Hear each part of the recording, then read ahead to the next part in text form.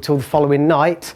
That's got exactly the same wind effect at the beginning as another record by the Moonsh Records called Night of the Vampire.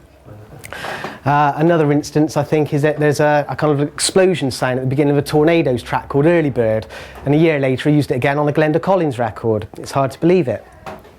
So he'd use his sound effects over and over again, you know, so he's quite resourceful in that way. Now, when he was in Arundel Gardens, he had a little recording set up, but he realised, it was at this point he realised that what he needed to do was set up his own recording studio, which is what he did in Holloway Road. 304 Holloway Road is where all the great records were made, and what he basically had was 3 floors above a leather goods shop. You've probably seen all the photographs of that. Now the recording rooms, the main studio would have, I should imagine, would have been probably a bit smaller than this room that we're in now. And the control room where Joe had all his equipment would have been smaller again. Basically it was a couple of bedrooms. Now this is kind of one of the aspects that makes Joe notable, because recording studios at that time were usually very big, mainly because they had to accommodate large groups of musicians, because they would be, you know, apart from pop records, they were making classical, and even on the pop records, you know, there'd generally be a big orchestra on there, something like that, so you needed a big room. So when people went to Joe's studio, they'd think, God, you know, how can you make a record in this sort of place? Now, as it was, some of Joe's techniques served him very well in this small environment, because what he developed was a technique to close mic instruments, which is something that wasn't really done. You see, the done thing back in the 50s and 60s was to get the musicians in this big room and almost get them to sort of balance themselves as if you were listening to them in a theatre.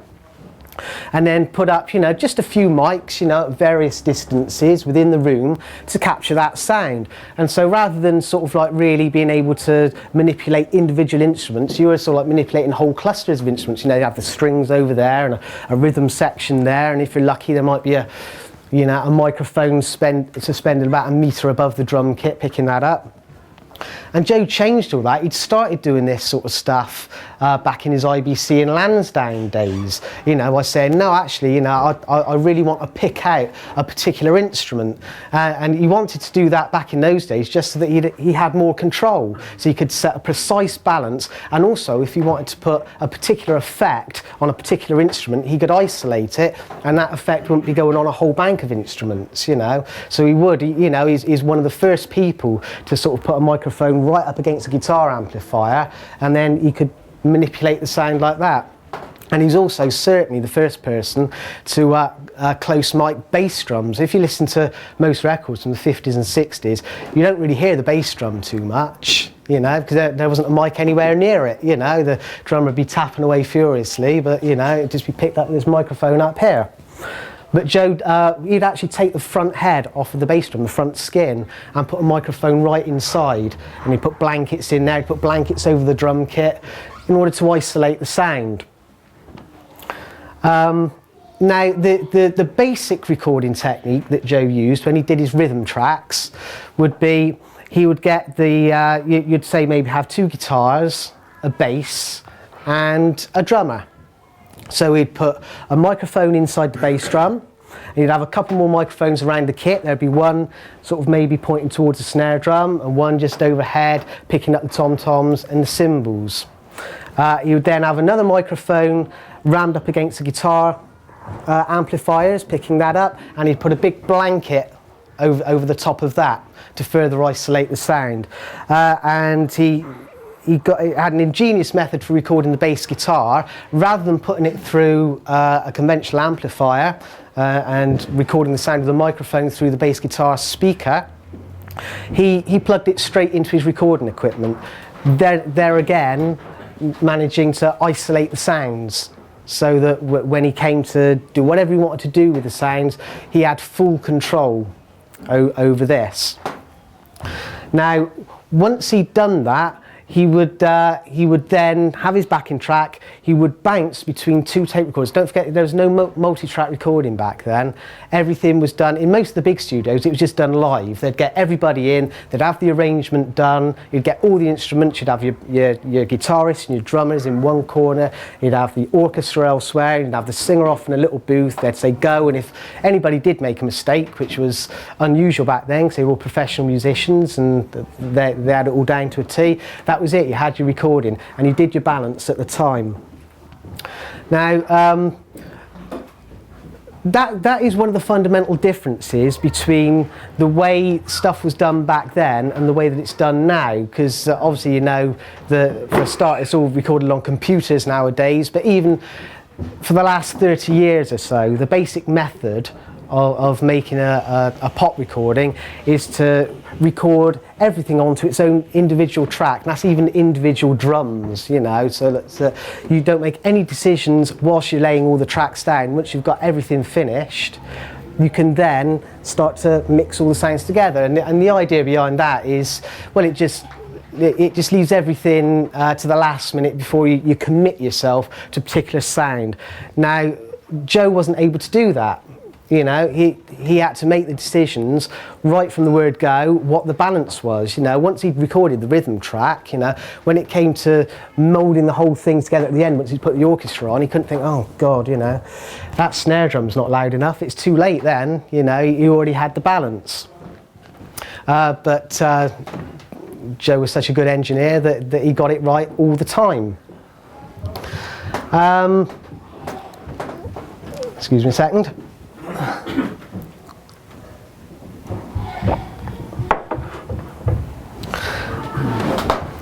Now, some of the effects that Joe's most well known for are echo and compression. You're familiar with those terms? Now, compression is something that's a little more difficult to explain, but basically when you compress a sound, you're altering its dynamic range. When we talk about a sound's dynamic range, we're thinking about the relationship between the quietest sound that you hear and the loudest sound. So that's whether it's on a particular musical instrument or a complete recorded track, you see. Now, Joe used compression to a greater extent than other engineers at the time, primarily because of his close miking technique. If you can imagine, like when you're listening to me now, if I go down very quietly, or then I raise my voice like that, you can hear the difference.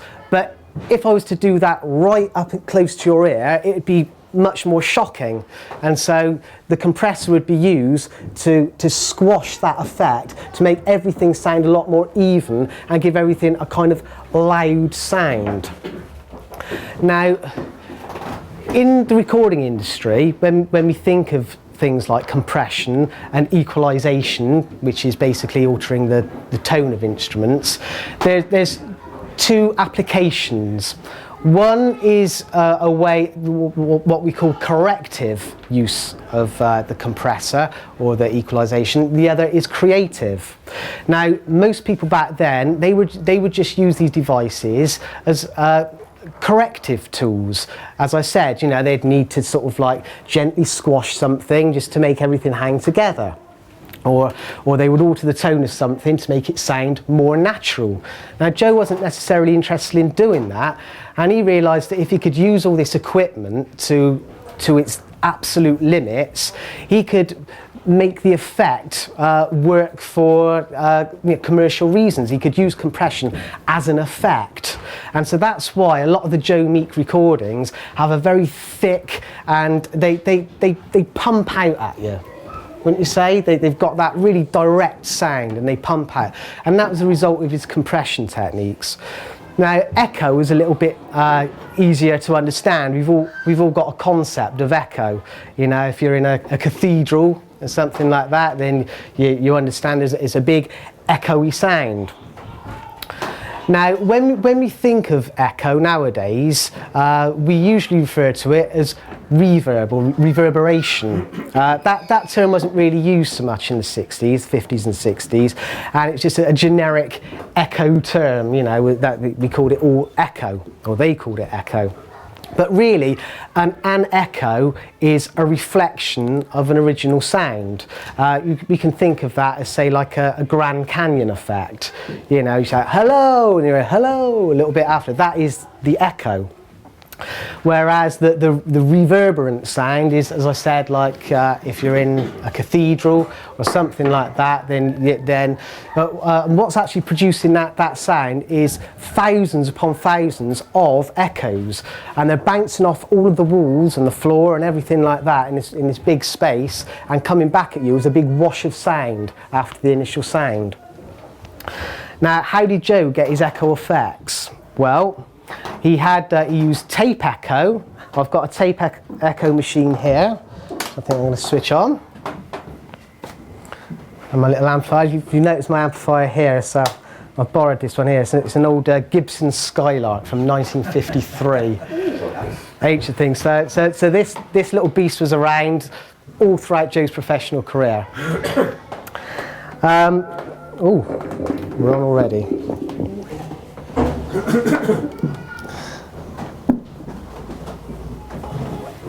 Now, as I said, Joe used tape echo, and also he had some spring reverb units as well, some of which he made himself. One he made using an old garden gate spring, and another he made using the springs out of an old electric fan heater. And basically he would pass the sound through these springs. They would vibrate and cause an echoey sound, and then it would come out the other end. That's how he got the sound on his records. Another thing that he used was an echo chamber. Does anybody here know about echo chambers? I'll tell you what an echo chamber is. It's basically a room, a highly reverberant room, which is to say, like in a bathroom, you've got lots of highly reflective surfaces, no soft furnishings, so you've got tiled walls, things like that. And an echo chamber works by having a speaker in one corner of the room and a microphone in the other corner of the room. And then what Joe would be able to do is pump the sound that he wanted to echo up into the speaker in his echo chamber. It would bounce around the room, get his echo sound on it, and then it'd be picked back up through the microphone and be mixed with the original clean signal. And that's how he put echo on his records. Now, he could use his various echo devices in conjunction with one another.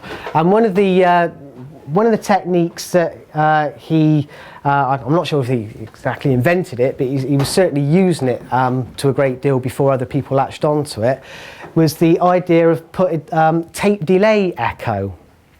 And the idea behind this is when you put an ordinary echo onto a dry sound, it kind of puts the sound into the background. And sometimes you don't want that particular effect, you know, you still want the original sound to be out front. And so for many of his vocalists, what he would do, he would take the sound of their lead vocal, and he would put that through his tape delay, so you've got the short time delay, the hello, hello effect that I described earlier on, and he would send that delayed sound up to his echo chamber and then feed that sound back in. Now, what this did was it put a little gap between the original sound and the tail of the echo, so you still got definition on the original sound. And I'm going to demonstrate this now with one of his most famous pieces. I'm sure you all know Johnny Remember Me. Now, when it comes to the echo aspect of this recording,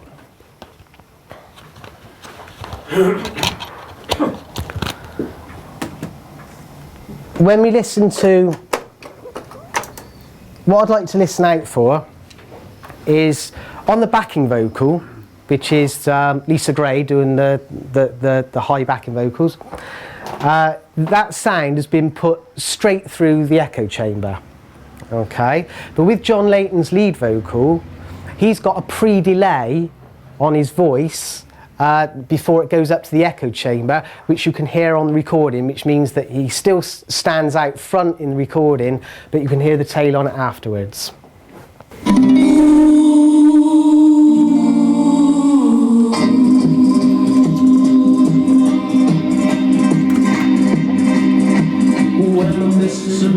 And the rain is falling and the wind is blowing cold across the moor. I hear the voice of my darling, the girl I loved and lost a year ago.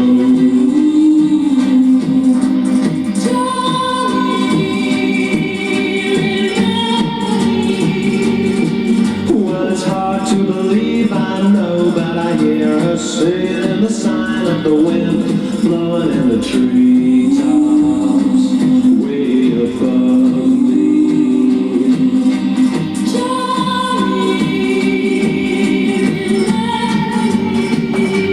Yes, I'll always remember. Did you pick up on that there? How it's like the lead vocal, you can hear there's a slight time delay between the initial sound and the echo effect that follows it, whereas the backing vocals are completely drenched in it.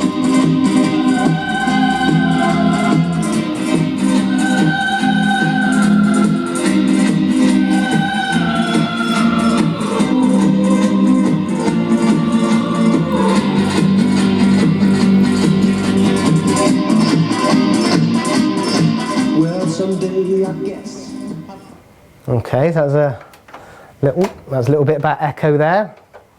That's in mono, isn't it? Yeah, that's in mono. Yeah, all the Joe Meek recordings made at Holloway Road were in mono.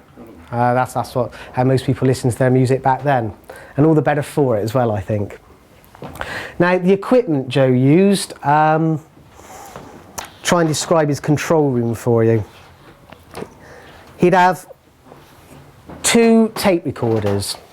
Okay, and his method of recording would be, I've already explained about the close miking, so he'd record a backing track and that would go onto one of his tape recorders. Okay, then the next thing that he would do would be record the lead vocal.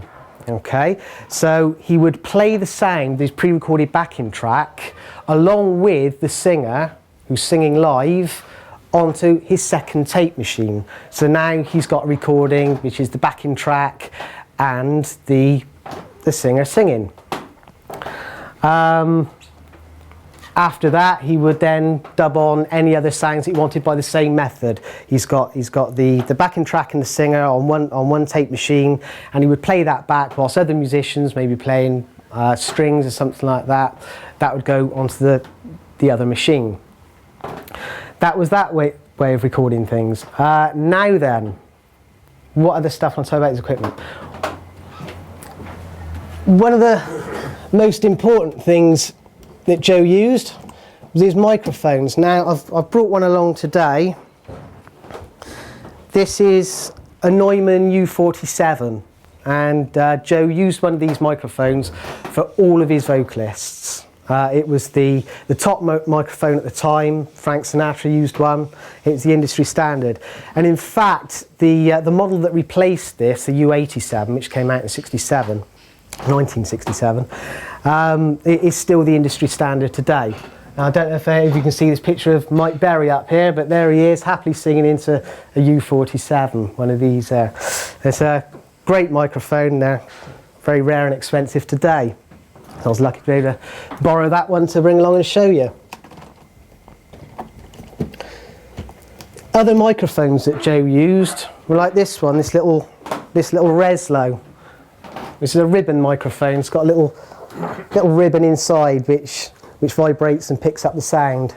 It's a wonderful little device, this. And the other microphones that he used were dynamic microphones, similar to this one that I've got here. This is a modern one. I couldn't find one like Joe had, the old AKG D19. This is what Joe used. This is a Shure SM57.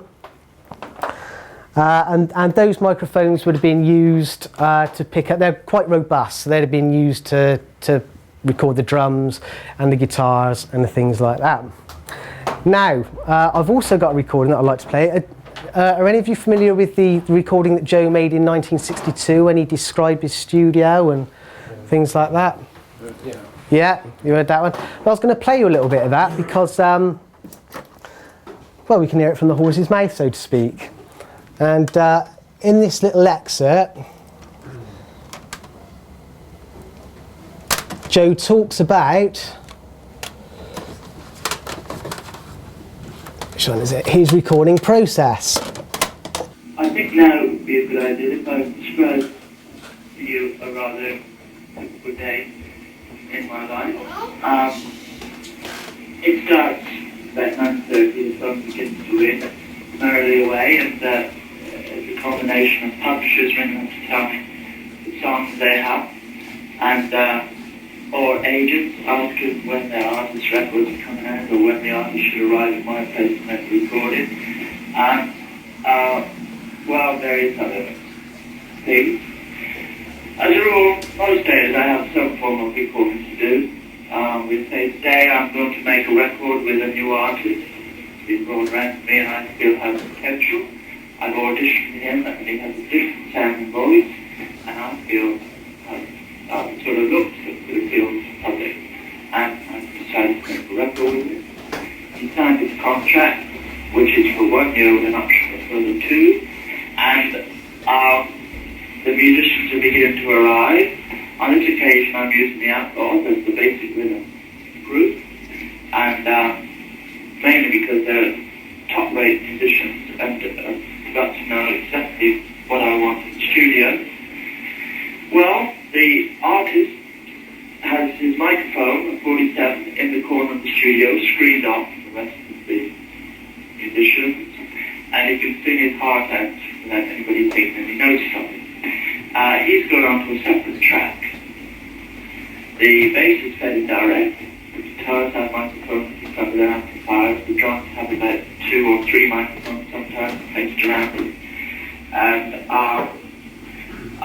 I then, each musician has been given a chord sequence for the song, or has been listening to a record downstairs on my player and have jotted down the chords. Okay? And then we go ahead and we record until I have a very good track. I'm not worried about whether the artist is being in tune or phrasing properly. I have a very good rhythm track. And for the A side, and we do the same for the B side. And then that's all for the